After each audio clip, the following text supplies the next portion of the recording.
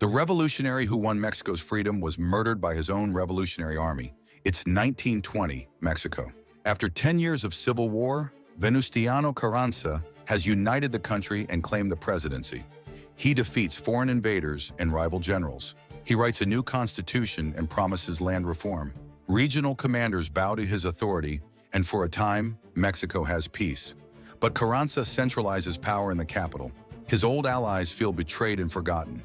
They offer him safe passage on a train to escape political enemies. He boards, trusting the men who fought beside him. In the mountains, they ambush his convoy.